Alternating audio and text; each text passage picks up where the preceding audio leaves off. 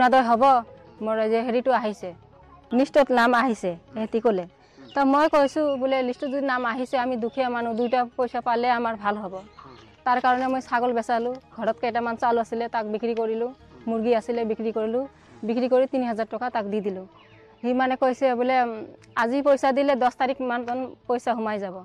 কোনো চিন্তা কৰিব নালাগে 10 তাৰিখ পিছত যদি পইচা নোসোমায় তাহলে মই পইচাটো ৰিটাৰ্ণ কৰি দিম এতিয়া 10 তাৰিখ আহিলে পইচা মই খুজিলোঁ বোলে মই তো যে বেংকত যে চেক কৰি আহিলোঁ সিহঁতি পইচাটো সোমাই নাই কয় এইটো 10 তাৰিখত নহয় যাওঁ 10 তাৰিখে সোমাব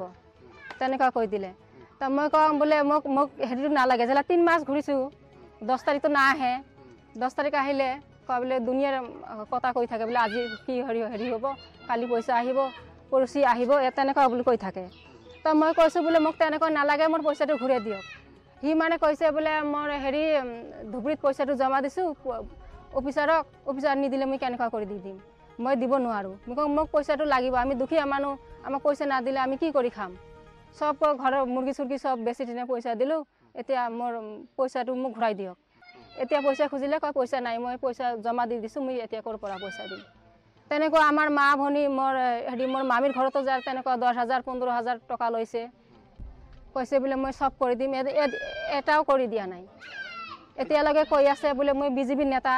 মই যেটো কৰিম এইটোৱে এতিয়া মই চৰকাৰৰ কাছে দাবী জনাইছোঁ আমাৰ এই দুখীয়া মানুহকে পইচা কেইটা ঘূৰাই দিব লাগে।